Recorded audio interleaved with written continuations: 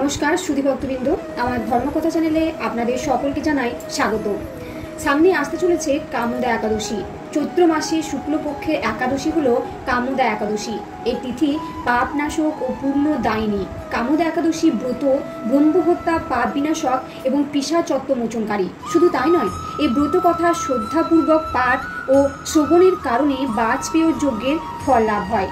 সেই সঙ্গে আমাদের জানা দরকার কামোদা একাদশীর মাহাত্ম্য, কামোদা একাদশীর সংকল্প এবং কামোদা একাদশীর পারণ, কামোদা একাদশীর ব্রত কথা। সেই সঙ্গে জেনে রাখা উচিত যে কেন আমরা একাদশী ব্রত পালন করব। তাই আমরা প্রথমেই জেনে নেব যে কামোদা একাদশী কবে পড়ছে। আসলে আমাদেরকে কামোদা একাদশী কোন দিন পালন করতে হবে। ইংরাজি ক্যালেন্ডার অনুযায়ী 20 এপ্রিল 2024 শনিবার এবং বাংলা ক্যালেন্ডার অনুযায়ী 7 বৈশাখ 1431 বঙ্গাব্দ। সেদিনই আমাদের কামোদা একাদশী পালন করতে হবে এবং কামোদা একাদশীর ঠিক পরদিন অর্থাৎ 21 এপ্রিল 2024 রবিবার সকালে পারণ সম্পন্ন করতে হবে। সেই পারণ সময়টা এবার আমরা জেনে নেব।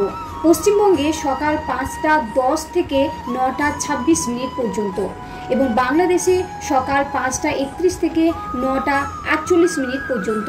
এবার আমরা জেনে নেব একাদশী ব্রত মাহাত্ম্য সম্পর্কে। একাদশী করলে যে কেবলমাত্র নিজের জীবনের সদ্গতি হয় তা নয়, একাদশী ব্যক্তির প্রয়াত পিতা মাতা নিজ কর্মদোষে নরকবাসী হন, তবে সে পুত্রই পিতা মাতাকে নরকের থেকে উদ্ধার করতে পারবে। একাদশীতে অন্নভোজন করলে ব্যক্তি যেমন নরকবাসী হয়, তেমনি অন্যকে অন্নভোজন করালেও নরকবাসী হয়। কাজেই একাদশী ব্রত পালন করা আমাদের সকলেরই কর্তব্য। একটি খাদ্যশস্যের মধ্যে 4 ধরনের পাপ থাকে। সে পাপগুলি হলো: 1 মাতৃহত্যার পাপ, 2 পিতৃহত্যার পাপ, 3 ব্রহ্মহত্যার পাপ, 4 গুরু হত্যার পাপ। আমরা মাত্র একটি দানা নয়, প্রতি গ্রাসে হাজার হাজার দানা ভক্ষণ করি। সুতরাং ভেবে দেখতে হবে যে পাপ কাজ আদৌ করিনি, সেই পাপ কাজের ভাগিদার আমাদেরকে হতে হবে। বিভিন্ন পুরাণে একাদশী মহাব্রত সম্পর্কে কি বলা হয়েছে? এক হচ্ছে ব্রহ্মবৈবর্ত পুরাণে বলা হয়েছে যে সকল পুরাণে মুনিদের এই নিশ্চিত মত যে একাদশীতে উপবাস করলে সকল পাপ হইতে মুক্ত হবে, এতে কোনো সন্দেহ নেই। পদ্মপুরাণে বলা আছে, একদা শ্রী যমরাজ ব্রাহ্মণকে বলেছেন, হে ব্রাহ্মণ, যাদের পুত্র ও পৌত্র একাদশী ব্রত করে, আমি শাসনকর্তা যম হয়েও বিশেষ রূপে তাদের নিকট ভীত হই।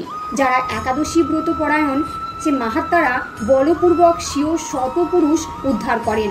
ব্রহ্মবৈবর্ত পুরাণে বলা আছে যে একাদশীতে উপবাস ইহাই সার, ইহাই তত্ত্ব, ইহাই সত্য, ইহাই ব্রত, ইহাই সম্যক প্রায়শ্চিত্ত স্বরূপ। যে মানুষ একাদশীর দিন শস্যদানা গ্রহণ করে সে তার পিতা মাতা ভাই এবং গুরু হত্যাকারী, এবং সে যদি বৈকুণ্ঠ লোকে উন্নীত হয় তবুও তার অধঃপতন হয়। একাদশী দিন বিষ্ণুর জন্য সবকিছু রন্ধন করা হয়, এমনকি অন্ন এবং ডালও। কিন্তু শাস্ত্রের নির্দেশ দেওয়া হয়েছে যে বৈষ্ণবদের বিষ্ণুর প্রসাদ গ্রহণ করা উচিত নয়। সেই প্রসাদ পরের দিন গ্রহণ করার জন্য রেখে দেওয়া যেতে পারে। একাদশীর দিন কোনো রকম শস্যদানা এমনকি অন্ন তা যদি বিষ্ণুর প্রসাদও হয় তবুও তা গ্রহণ করতে কঠোরভাবে নিষেধ করা হয়েছে। শ্রীচৈতন্য চরিতামৃত আদিলীলায় বলা হয়েছে যে বিধবা না হলে শাস্ত্র অনুসারে একাদশী ব্রত পালন করার প্রথা শ্রী চৈতন্য মহাপ্রভু প্রবর্তন করেছিলেন।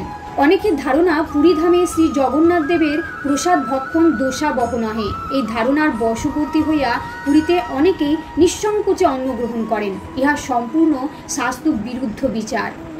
শারদীয় পুরাণে বলা আছে যে বিধবা নারী এবং মতিগণ অর্থাৎ তেজস্বী যদি একাদশী ব্রত না করে তাহলে প্রণয়কাল পর্যন্ত তাদের অন্ধকারময় নরকে পচে মরতে হয়।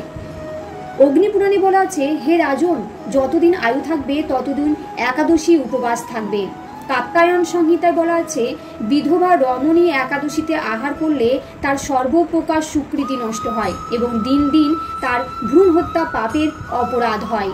তত্ত্বসাগরে বলা আছে, যিনি একাদশী ব্রত পরিত্যাগ করে অন্য ব্রতের উপাসনা করেন তার হাতের মহামূল্যবান রত্ন পরিত্যাগ করে লোহা যাচনা করা হয়।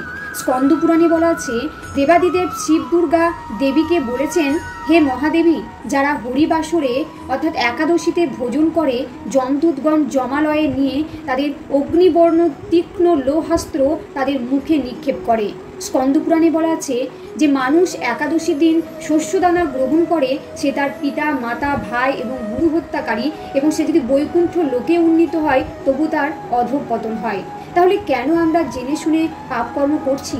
যে সকল ভক্তবৃন্দরা একাদশী মহাব্রত পালন না করে যে পাপ করেছেন তা থেকে বিরত থাকুন। তারা সহ সকল ভক্তবৃন্দরাই একসাথে একাদশী মহাব্রত পালন করি এবং আমাদের এই দুর্লভ মানব জীবনকে সার্থক করি। এবার আমরা জেনে নেব কামদা একাদশীর মাহাত্ম্য সম্পর্কে। ব্রত শ্রেষ্ঠ একাদশী শ্রীহরির অত্যন্ত প্রিয়। কৃষ্ণ ভক্তি লাভই শ্রী একাদশী ব্রতের মুখ্য ফল। তবে আনুষাঙ্গিক রূপে স্বর্গ ঐশ্বর্যাদি অনিত্য ফল লাভ হয়ে থাকে। কামদা একাদশী ব্রত ব্রহ্মহত্যা, পাপ বিনাশক এবং পিশাচত্ব মোচনকারী। 2. কামদা একাদশী তিথি সর্বপাপ বিনাশক এবং পুণ্যদায়িনী। 3.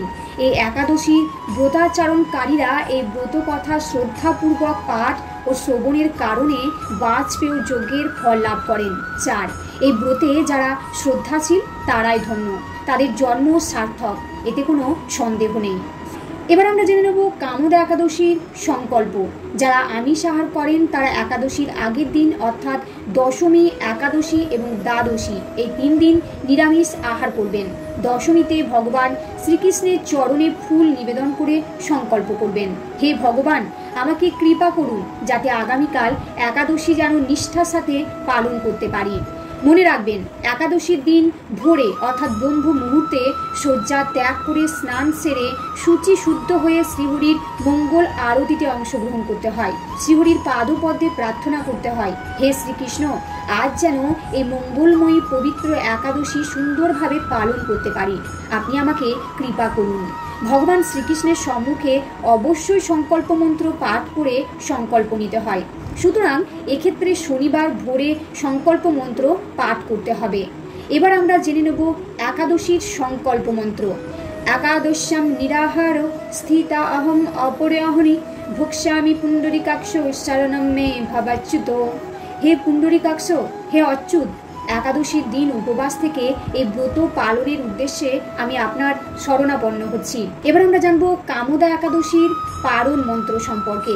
একাদশী ব্রত পালন করে পরের দিন ভোরে স্নান সেরে পারণ সময়ের মধ্যে পঞ্চ রবি শস্য ভগবানকে ভোগ নিবেদন করে 3 বার ভক্তি সহকারে পারণ মন্ত্র পাঠ করে একাদশীর ফল ভগবানের সম্মুখে ভক্তি সহকারে অবশ্যই অর্পণ করতে হয়। এরপর সে অনুকল্প প্রসাদ গ্রহণ করে পারণ অর্থাৎ একাদশী ব্রত ভঙ্গ করতে হয়, নচেত পূর্ণ একাদশীর ফল লাভ থেকে বঞ্চিত থেকে যেতে হয়। একাদশীর পারণ মন্ত্রটি হচ্ছে ওম অজ্ঞান তিমিরান্ধস্য ব্রতেনানেন কেশব প্রসীদ সম্মুখনাথ জ্ঞান দৃষ্টি প্রদভব। এই মন্ত্রটি আপনারা 3 বার উচ্চারণ করবেন। হে কেশব, আমি অজ্ঞান রূপ অন্ধকারে নিমজ্জিত আছি। হে নাথ, এই ব্রত দ্বারা আমার প্রতি প্রসন্ন হয়ে আমাকে জ্ঞান চক্ষু প্রদান করুন। একাদশী ব্রত পালনের প্রকৃত উদ্দেশ্য কেবল উপবাস করা নয়, নিরন্তর শ্রী ভগবানের স্মরণ, মনন ও শ্রবণ কীর্তনের মাধ্যমে একাদশীর দিন অতিবাহিত করতে হয়। শ্রীল প্রভুপাদ ভক্তদের এই দিন 25 মালা বা যথেষ্ট সময় পেলে আরও বেশি জপ করার নির্দেশ দিয়েছেন। একাদশী পালনের সময় পরনিন্দা, পরচর্চা, মিথ্যা ভাষণ, ক্রোধ, দুরাচারী স্ত্রী সহবাস সম্পূর্ণরূপে নিষিদ্ধ। এবার আমরা জেনে নেব কামদা একাদশী ব্রত কথা। চৈত্র মাসের শুক্লপক্ষিয়া কামদা একাদশী ব্রত মাহাত্ম্য বরাহ পুরাণে বর্ণিত আছে। একদিন মহারাজ যুধিষ্ঠির ভগবান শ্রীকৃষ্ণকে জিজ্ঞাসা করলেন, হে বাসুদেব, হে মধুসূদন, চৈত্র মাসের শুক্লপক্ষের একাদশীর নাম কি? এই ব্রতের মাহাত্ম্য কি? ব্রত পালন বিধি বা কি? এবং পূজ্য দেবতা কে? সেই বিষয়ে আপনি কৃপা করে আমার কাছে কীর্তন করুন।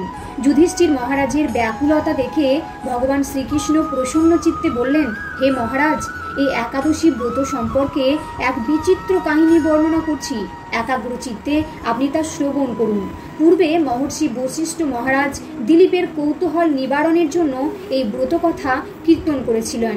গন্ধর্ব ললিত ও গন্ধর্বকন্যা ললিতার কাহিনী। ঋষি বশিষ্ঠ দিলীপকে বললেন, হে মহারাজ, চৈত্র মাসের শুক্লপক্ষের একাদশীর নাম কামদা। এই তিথি পাপনাশক ও পুণ্যদায়িনী। পূর্বকালে মনোরম নাগপুরে স্বর্ণনির্মিত রাজপ্রাসাদে বিষধর নাগেরা বাস করত। সে রাজ্যের রাজা ছিলেন পুণ্ডরীক। গন্ধর্ব, কিন্নর ও অপ্সরাদের দ্বারা তিনি সেবিত হতেন। সেই নাগপুরে অপ্সরা শ্রেষ্ঠ ললিতা ও ললিত নামে দুই গন্ধর্ব স্বামী স্ত্রী রূপে ঐশ্বর্যপূর্ণ এক প্রাসাদে পরম সুখে বাস করতেন। একদিন পুণ্ডরীকের রাজসভায় ললিত একা গান করছিলেন। এমন সময় ললিতার কথা তার মনে পড়ল। ফলে সঙ্গীতের স্বর, লয়, তাল, মানের বিপর্যয় ঘটল। কর্কটক নামে এক নাগ ললিতের মনোভাব বুঝতে পারল। গানের ছন্দভঙ্গের ব্যাপারটি সে রাজা পুণ্ডরীককে বিস্তারিতভাবে জানালো। তা শুনে সর্পরাজ ক্রোধ ভরে কামাতুর ললিতকে তীব্রভাবে ভর্ৎসনা করলেন। ওহে দুর্মতি, তোমার কাম বাসনা পূর্ণ নিম্ন মনোভাবের কারণে তুমি মনোরম পরিবেশকে কলুষিত করেছ, গন্ধর্বের মান নষ্ট করেছ, তুমি রাক্ষস যোনি প্রাপ্ত হবার যোগ্য, এই বলে অভিশাপ দান করলেন। অভিশাপের প্রভাবে তার শরীর বিকৃত হতে লাগলো। তার হাত 10 যোজন বিস্তৃত হলো, মুখ হলো পর্বতের গুহা তুল্য, চোখ দুটি প্রজ্বলিত আগুনের মতো, ঊর্ধ্বে 8 যোজন বিস্তৃত প্রকাণ্ড এক বিকৃত কদাকার শরীর সে লাভ করল। ললিতের এরকম ভয়ঙ্কর রাক্ষস শরীর দেখে ললিতা মহা দুঃখে চিন্তায় ব্যাকুল হলেন। স্বেচ্ছাচারী রাক্ষস ললিত দুর্গম বনে ভ্রমণ করতে লাগলেন। ললিতা কিন্তু তার সঙ্গ ত্যাগ করলেন না। ললিত নির্দয়ভাবে মানুষ ভক্ষণ করতে শুরু করলেন। এ পাপের ফলে তার মনে বিন্দুমাত্র শান্তি ছিল না। পতির সেই দুরাবস্থা দেখে ব্যথিত হৃদয়ে রোদন করতে করতে একদিন ললিতা গভীর বনে প্রবেশ করলেন। পথ চলতে চলতে ললিতা বিন্ধ্য পর্বতে উপস্থিত হলেন। সেখানে ঋষ্যশৃঙ্গ মুনির আশ্রম দর্শন করে পতির পরিত্রাণের আশায় মুনির কাছে হাজির হলেন। তার চরণে প্রণাম করে সেখানেই দাঁড়িয়ে রইলেন। মুনিবর জিজ্ঞাসা করলেন, হে নারী, তুমি কে, কার কন্যা, কি কারণেই বা এই গভীর বনে এসেছো, তা সত্য করে বলো। তদুত্তরে ললিতা ক্রন্দন করতে করতে বললেন, হে প্রভু, আমি বীরধন্যা গন্ধর্বের কন্যা, আমার নাম ললিতা। সমস্ত ঘটনার সত্য বর্ণন করলেন। আমার পতি অভিশাপের কারণে রাক্ষসে পরিণত হয়েছে। পতিদেবের পিশাচত্ব দূর হয় এমন কোনো উপায় জানার জন্য আশা নিয়ে এখানে এসেছি। তখন ঋষি ভেবে বললেন, চৈত্র মাসের শুক্লপক্ষে কামদা নামে যে একাদশী আছে, তুমি সেই ব্রত যথাবিধি পালন করো। এই ব্রতের পুণ্য ফল তুমি তোমার পতিকে অর্পণ করলে তৎক্ষণাৎ তার সমস্ত পাপ বিনষ্ট হবে। এরপর ঋষি বশিষ্ঠ বললেন, হে মহারাজ দিলীপ, মুনির কথা শুনে ললিতা আনন্দ সহকারে কামদা একাদশী পালন করল। তারপর ব্রাহ্মণ ও বাসুদেবের সামনে পতির উদ্ধারের জন্য ললিতা মিনতি করল, আমি যে কামদা একাদশী ব্রত পালন করেছি তার সমস্ত ফল আমার পতির উদ্দেশ্যে অর্পণ করলাম। এই পুণ্যের প্রভাবে তার পিশাচত্ব দূর করুন। এই কথা উচ্চারণ মাত্রই ললিত সাপ মুক্ত হয়ে দিব্য দেহ প্রাপ্ত হলো। পুনরায় গন্ধর্ব দেহ লাভ করে ললিতার সাথে সে মিলিত হলো। তারা দিব্য বিমানে করে গন্ধর্বলোকে গমন করল। হে মহারাজ দিলীপ, এই ব্রত যত্ন সহকারে সকলেরই পালন করা কর্তব্য। এই ব্রত ব্রহ্মহত্যা, পাপ বিনাশক এবং পিশাচত্ব মোচনকারী। তাছাড়া এই ব্রত কথা শ্রদ্ধাপূর্বক পাঠ ও শ্রবণের কারণে বাজপেয় যজ্ঞের ফল লাভ হয়। এই ভিডিওটি এখানেই শেষ হলো। তাহলে আসুন আমরা সকলেই কামদা একাদশী পালন করি। যদি ভিডিওটি দেখে আপনাদের ভালো লাগে তাহলে অবশ্যই কমেন্টে জয় শ্রী রাধাকৃষ্ণ লিখবেন এবং একটা লাইক করবেন, এবং চ্যানেলে নতুন হয়ে থাকলে চ্যানেলটি সাবস্ক্রাইব করে পাশে থাকবেন। জয় শ্রী রাধাকৃষ্ণ।